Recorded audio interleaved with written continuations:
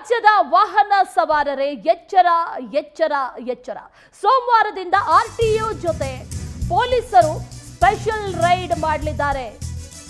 HSRP number plate ಹಾಕಲು September 15 deadline. ಹೊಸ number plate ಅನ್ನು ಅಳವಡಿಸದೇ ಇದ್ರೆ 500 ರೂಪಾಯಿ ದಂಡ.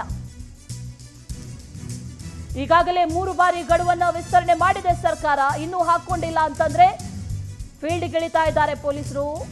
500 ರೂಪಾಯಿ ದಂಡ ಅಂತೂ ಫಿಕ್ಸ್.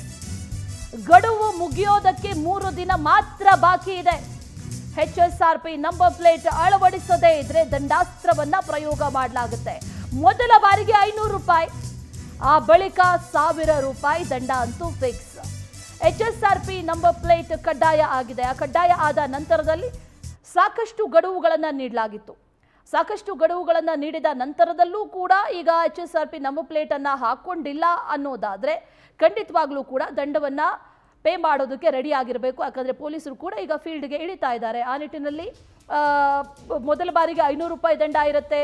ಜೊತೆಗೆ ಎರಡನೇ ಬಾರಿ ಮತ್ತೆ ಏನಾದರೂ ಇದೇ ರೀತಿಯಲ್ಲಿ ಕಂಡು ಬಂದರೆ HSRP ನಂಬರ್ ಪ್ಲೇಟ್ ಇಲ್ಲ ಅಂತ ಅಂದರೆ 1000 ರೂಪಾಯಿ ದಂಡ ಇರುತ್ತೆ. HSRP ಅಳವಡಿಸಿಕೊಂಡಿಲ್ಲ ಅಂತಂದರೆ ಇನ್ನೂ 3 ದಿನ ಬಾಕಿ ಇದೆ. 500 ರೂಪಾಯಿ ದಂಡದಿಂದ ಬಚಾವಾಗಬೇಕು ಅಂತಂದರೆ HSRP ನಂಬರ್ ಪ್ಲೇಟನ್ನು ಹಾಕ್ಕೊಳ್ಬೇಕು. ಕಳೆದ ಆಗಸ್ಟ್ನಲ್ಲಿ ಈ ಅಧಿಸೂಚನೆಯನ್ನು ಹೊರಡಿಸಲಾಗಿತ್ತು. ಆನಂತರ ಗಡುವಿನ ಮೇಲೆ ಗಡುವನ್ನು ನೀಡಲಾಗಿತ್ತು. ಈಗ ಸೆಪ್ಟೆಂಬರ್ 15 ಕೊನೆಯ ಗಡುವು. ಆನಂತರದಲ್ಲಿ ಈ ಗಡುವನ್ನು ವಿಸ್ತರಣೆ ಮಾಡ್ತಾರಾ ಇಲ್ವಾ ಅನ್ನುವಂಥ ಒಂದಷ್ಟು ವಿಚಾರಗಳು ಕೂಡ ಇದೆ. ಆದರೆ ಸದ್ಯಕ್ಕೆ HSRP ನಂಬರ್ ಪ್ಲೇಟನ್ನು ಹಾಕೋದು ಅನಿವಾರ್ಯವಾಗಿದೆ.